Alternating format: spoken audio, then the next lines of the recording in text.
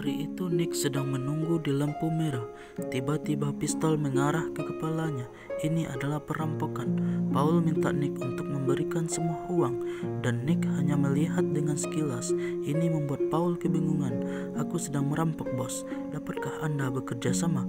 Nick memutar kepalanya perlahan-lahan. Sekali gas dia langsung berangkat, kemudian mengunci pintu mobil, mengemudi dengan cepat. Paul mulai ketakutan.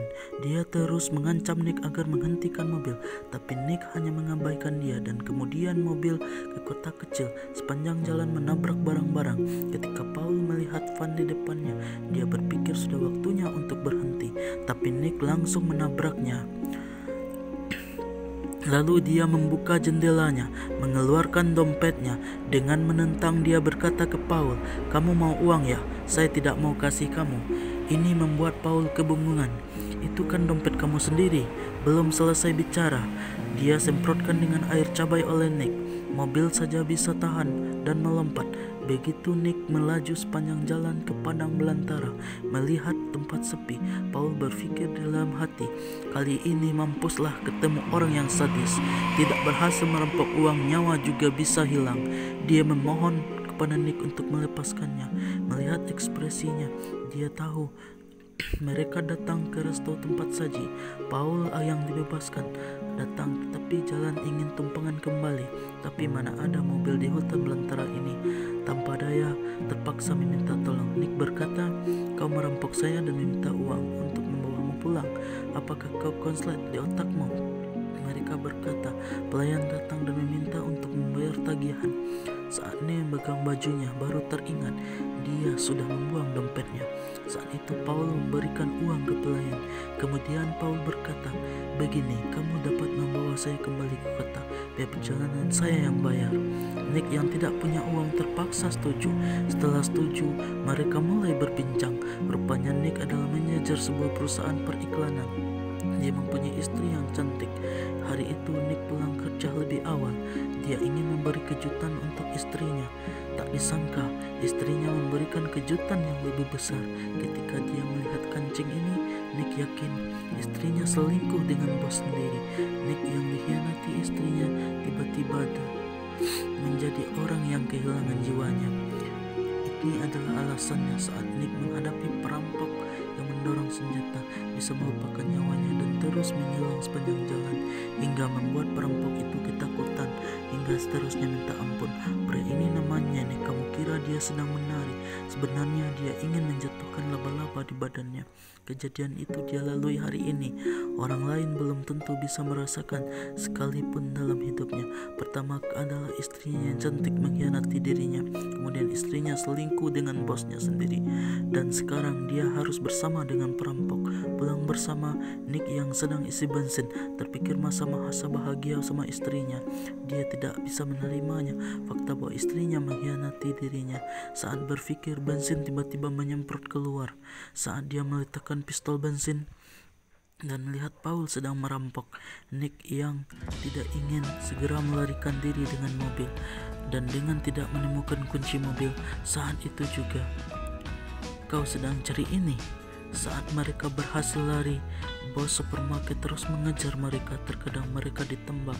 Saat itu juga polisi tiba-tiba di sana. Untungnya kemampuan mengemudi Nick lumayan baik. Di masa krisis berhasil keluar dari bahaya. Setelah mereka aman, Nick terus mengejek Paul. "Kamu bisa saja memikirkan untuk merampok supermarket. Ada berapa banyak uang di sana, tapi kamu tidak profesional sedikit, setidaknya bawa kerudung atau sesuatu." Tiba-tiba Nick berpikir bosnya. Dia mengetahui kode berangkas bosnya, dan di dalam ada sangat banyak uang.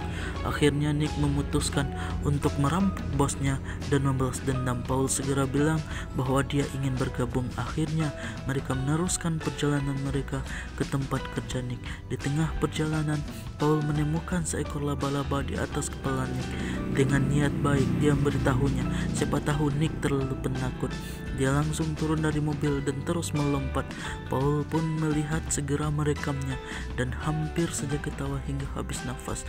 Nick tiba-tiba menginjak korek api dan jatuh dari badannya. Hasilnya keluar adegan ini.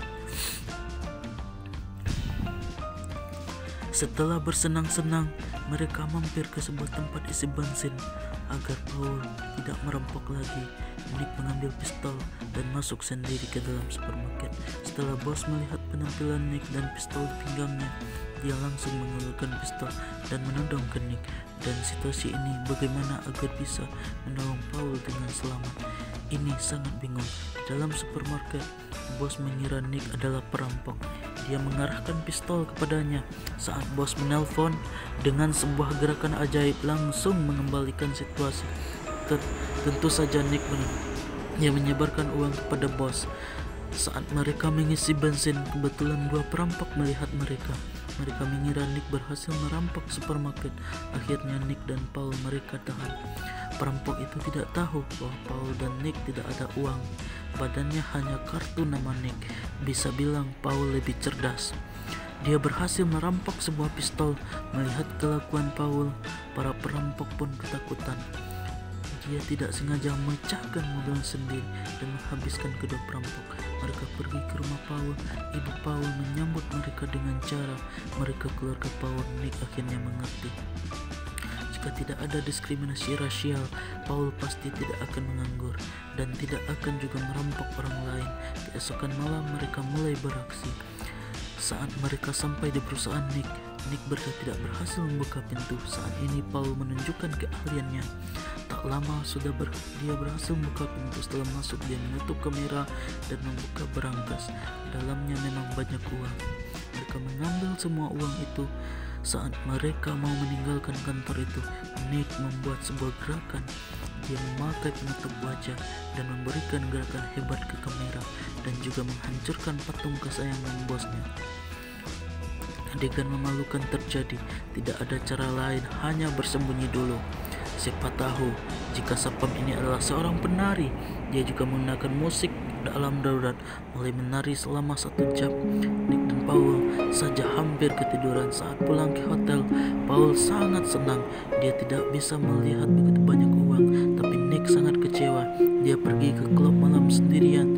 Setelah lama berpikir, Nick memutuskan menelpon istrinya dan bertanya lebih jelas. Tapi setelah dia bertanya, rupanya yang Nick lihat bukan istrinya, tapi adalah adik istrinya dan suami adiknya. Mereka datang ke rumah mereka karena tidak bisa menahan. Mereka pun melakukan hubungan, dan kancing itu adalah saat pesta. Bosnya meninggalkan kancing di sana, lalu diletakkan di sana. Nick juga tahu, rupanya semua ini adalah salah paham. Nick belum sempat bergembira, tiba-tiba dia terpikir dan dia bergegas kembali ke kamar. Saat lift terbuka, dia melihat kawanan perampok datang ke situ.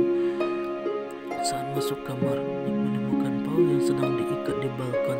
Dia memberitahu Paul dia bisa menarik kain saat membuka pintu. Dia meminta Paul tidak usah khawatir. Alhasil,